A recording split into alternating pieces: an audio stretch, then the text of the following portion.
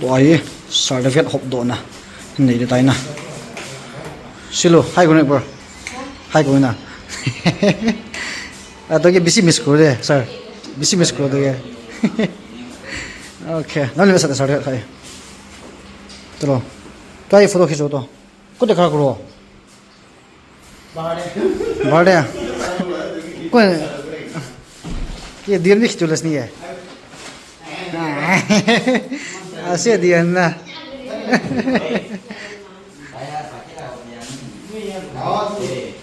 दुयन भी दूर ना देखा एंड अपनी भी देखा हाथ दूर ना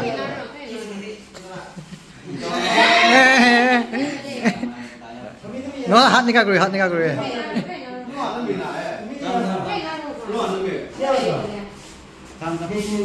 कोई ना दिखे दो Kalau close dulu na, hoy do. 1, 2, 3, smile. Sundar. Okay.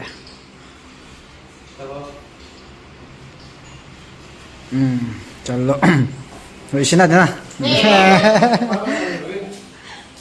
Kali avi de sir, kali avi de. ठीक है से अंजू बिजी थैंक्स दे लाइट हुआ दे सिलो बाय बाय बाय बाय ना मन मिस करे तो ये आई हुआ मैं दे खाली 9 ना ओए मैं कॉल करो 19 हो 10 दे हो पड़े ना दे सिलो है ना 5 ना बाय दे ओके चलो चलो दे बाय दे hello guys check welcome back to my vlog na okay guys katupa sampo na training la na town hall opposite hin pila ga bel de khat pe okay ha chila hena guys ga bel koi to bang sambo ki chu num waleo ki chu thebe okay hello sir balna yeah after a long time man mazawa gumais do esila betore hai Hena guys to bacho hello sir good morning ekta dane tola manager to okay guys chahe hung chu zin ni che sau ta na che tan lang ho in to hai chom cha bo tai oi morning chom cha bo tai na okay English ko to na bujo to मैं इंग्लिश करते ना बुझो go guys मा है 2012 लुंगा क्लासमेट पाउ ना जुमआ क्लासमेट पाउ हिन होय वांग होय पन ना गेल थपि बेसे पय ना guys you don't hana hade ti yong ya sumu si se zo a khet chai thu peng na ever fresh na okay ami le andrew hina chungla sila ka tu pa hin boi ta bang che sambo chu na sambo chu nen amen he numya he beauty parlor na numya sam chu sannom smati chu su bomnom ki su kangnom mala ela nong ki bol thebe he okay jla training class a hin tu hafta he an chai tai na last tai tu ni oh andrew sir kena ja su duina training to balna training na jai sba training ka pari as de ek bar se ek mahine mi hone ni pari as do sikaw lai na sikai na mo hoy thank you de chalo oi party kro eh ase tai be to ye kain kom pau bol hang ne bun thang an bo he na ve ne na la mai ta mai ida nervous la he to he ne bun thang bo hen training la sunga he aya training la sunga he sambo hoi free avo pi na ya ka hin ko kom ho chapang ho na la hong ki wo wa free aga bo pi e chapang ho dang profit tem ka tu pa dang profit na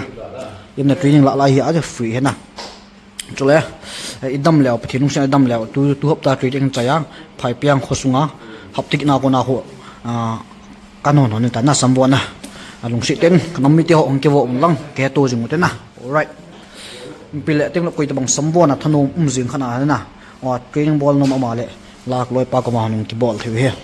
amun no min sin na aman hi ale thakana sangup hin certificate la dinga la sang som he chule 3 weeks la sangup hin up the 1 month sai 7,000 na okay all guys ano mo ne no me ho amen no me ho han lan me nunga to no hin mo han nunga ho abol hi na chale asi hin i cho ip pe ka mamang kai pon yong le samwon a samsu san na ki mang sam thi na ki mang a lo hina choi medicine tai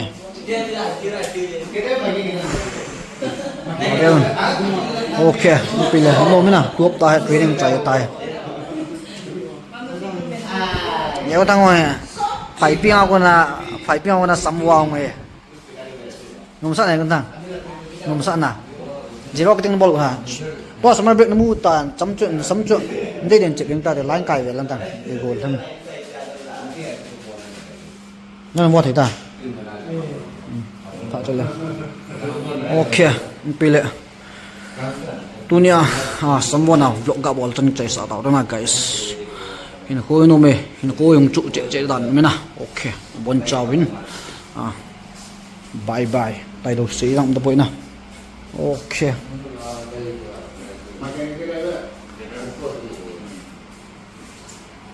healthy.